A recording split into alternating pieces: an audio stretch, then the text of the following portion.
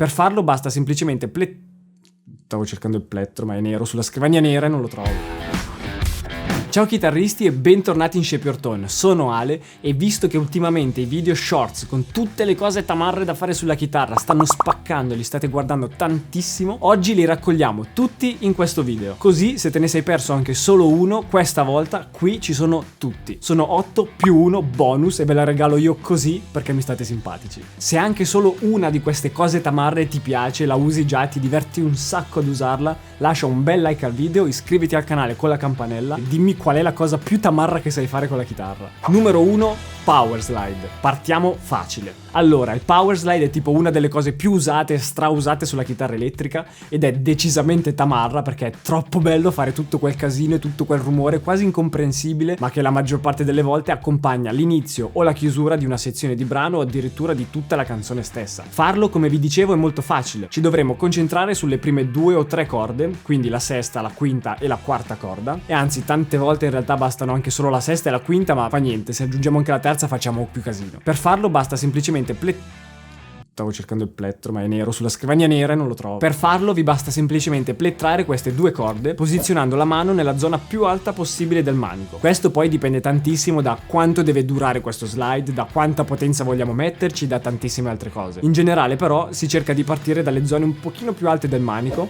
si plettra e contemporaneamente si fa scivolare la mano verso la paletta della chitarra, sempre tenendo premuto le corde. Il risultato? Questo.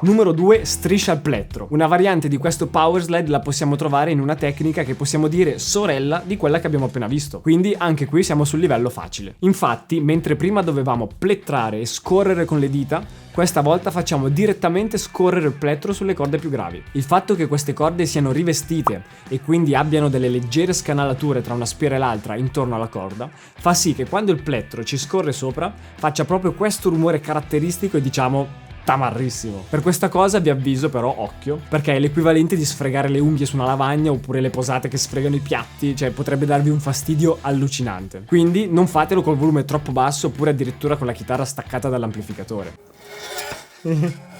No, basta. Quindi rigorosamente suono distorto e mi raccomando tanto volume, così otterrai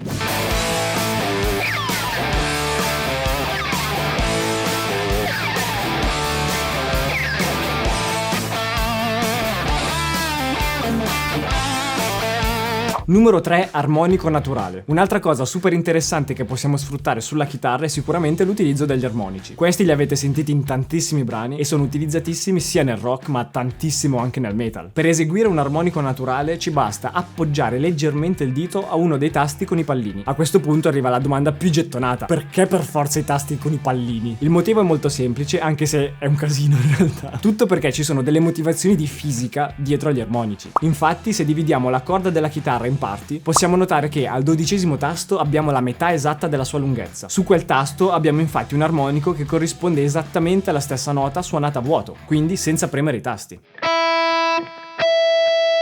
Se la dividiamo ancora, al 7° tasto abbiamo l'armonico relativo a 1/3 della lunghezza della corda, mentre al 5° tasto è 1/4 della sua lunghezza. Se ci facciamo caso, il 5° tasto, il 7° tasto e anche il 12° sono fra i tasti che hanno i pallini, che sono poi quelli che noi utilizziamo per orientarci tra un tasto e l'altro mentre suoniamo. Si dicono naturali questi armonici perché appunto sono innescati trovando il punto esatto in cui la corda è alla sua metà, oppure al suo terzo, oppure al suo quarto della lunghezza. Il suono che devi ottenere è questo.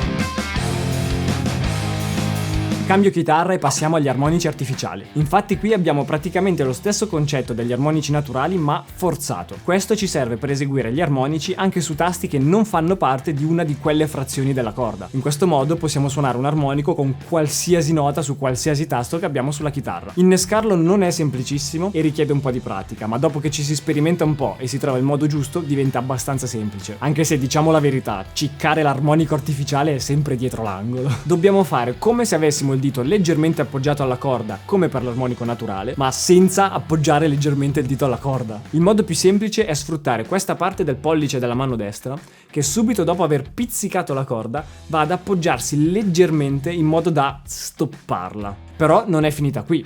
Bisogna trovare il punto giusto della corda in cui fare l'armonico, perché come abbiamo visto anche per gli armonici naturali ci devono essere delle proporzioni che vengono rispettate. Quello che dobbiamo fare è spostare la mano destra e provare diverse volte avanti e indietro sulla corda per trovare quali sono i punti in cui l'armonico parte e quelli in cui l'armonico invece semplicemente non parte. Magari abbiamo accorciato troppo la corda oppure l'abbiamo accorciata troppo poco.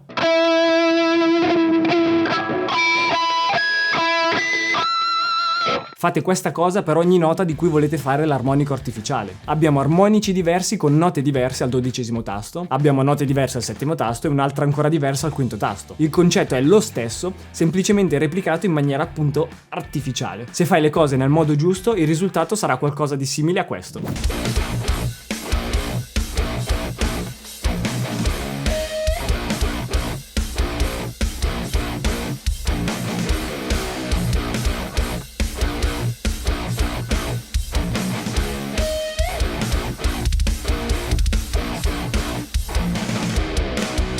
Numero 5, il dive bomb. Finalmente. C'è un modo per applicare gli armonici diverso da quello che abbiamo appena visto. E infatti qua le cose si complicano un po'. Infatti prima ci limitavamo a pizzicare la corda, suonare l'armonico e fine. Se avete una chitarra che ha la leva, quindi con un ponte tremolo, ma ancora meglio un ponte Floyd Rose, potete sfruttare tantissimo i dive bomb. Dico meglio il Floyd Rose semplicemente perché così mantiene l'accordatura meglio, è più stabile, sicuramente rispetto a un ponte tremolo rende meglio. Quindi fare l'armonico risulta la metà di questo tips tamarro. L'altra metà sta nel premere la leva e ondeggiare quasi a simulare una sirena. Il risultato sarà questo.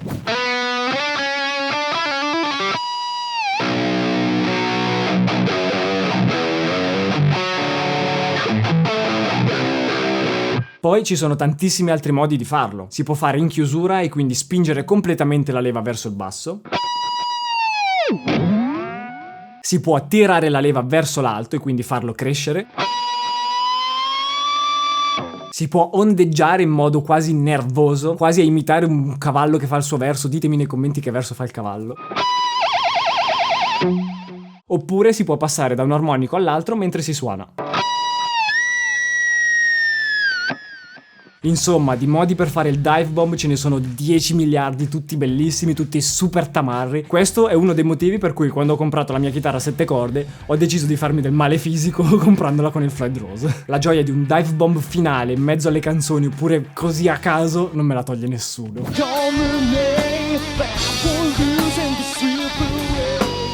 Numero 6, usiamo la leva fino in fondo. Volendo, uno dei tipi di dive bomb, ovvero quello con la leva che si preme fino in fondo, lo possiamo fare tranquillamente anche senza armonico. Risulta essere comunque super tamarro ed è bellissimo per chiudere magari un'esecuzione. Sull'ultimo accordo di una canzone ci sta benissimo. Ci basta semplicemente premere la leva fino in fondo al momento giusto e abbiamo fatto. Anche questa volta un ponte Floyd Rose è sicuramente più indicato, ma anche con il tremolo, se si sta facendo l'ultima canzone della serata oppure se non ci corre dietro nessuno e possiamo accordare la chitarra con calma, lo possiamo fare.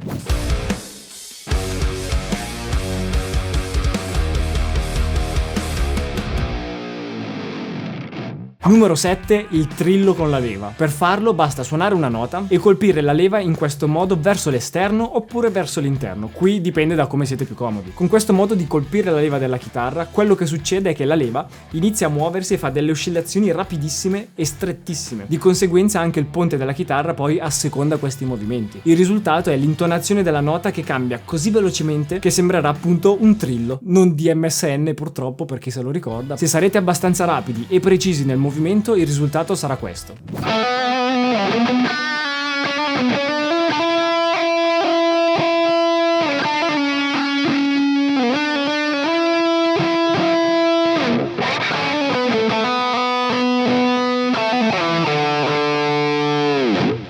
Numero 8, il rake. Ora parliamo di un tips tamarro un pochino complicato che quando mi vedete in giro per le fiere mi chiedete sempre. Io ce lo metto, io ce lo faccio il rake perché mi piace tantissimo, mi diverto troppo, sono anche un po' consapevole che forse esagero, dovrei calare un po' la dose. Serve un bel po' di pratica e tanti tentativi. Una volta le corde le suonate tutte a caso, una volta invece sono troppo stoppate tutte e poi un'altra volta qualcuna sì, qualcuna no. Quando riuscite a capire il modo e il metodo poi non potrete più farne a meno. Per farlo dovete scegliere una nota da suonare e arrivare a suonare quella nota suonando prima tutte le corde che stanno sopra alla corda che dovete suonare. Facciamo che vogliamo suonare una nota sulla terza corda della chitarra. Per fare il rake dobbiamo prendere con la nostra plettrata non solo la corda corrispondente a questa nota, ma anche un paio di corde prima, quindi in questo caso la quinta e la quarta. Come avete notato però la quinta e la quarta le ho stoppate perché non è che sono da suonare da prendere nella plettrata così a caso come viene. Infatti ho applicato la tecnica del palm muting, quella tecnica che praticamente ci permette di stoppare le corde della chitarra con questa parte del palmo della mano. Quindi appoggio la mano, colpisco le 2 corde in più e poi liberiamo lo stoppaggio delle corde quando dobbiamo suonare la nota che ci interessa. Se fatto velocemente si ottiene quello swish di stoppaggio di corde, quel rumore gracchiante prima della nota che ci serve, che dà tantissimo slancio e tantissima potenza alla nota che stiamo per suonare.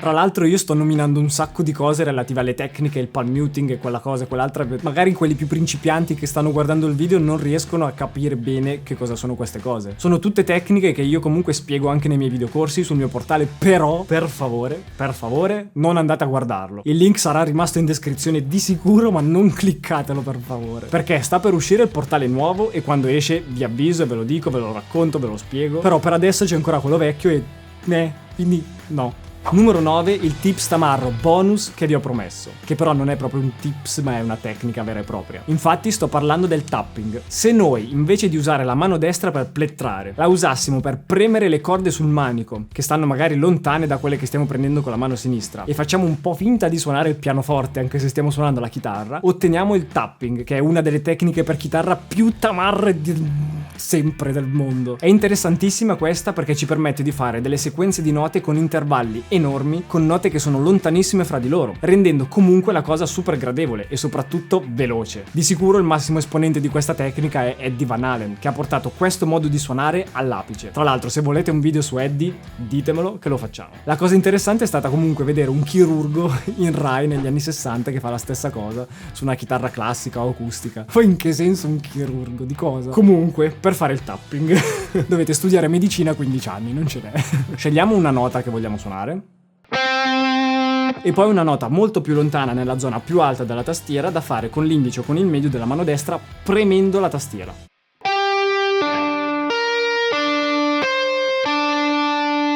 All'inizio magari non vi basta semplicemente premere la nota e poi alzare il dito, ma dovrete anche fare un leggerissimo scatto verso il basso o verso l'alto per pizzicare la corda.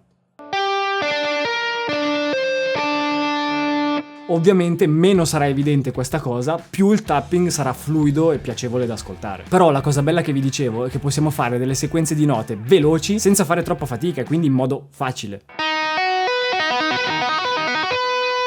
Comunque poi se lo fate nel modo giusto, il risultato finale, finalissimo, bellissimo con il suono bello è questo.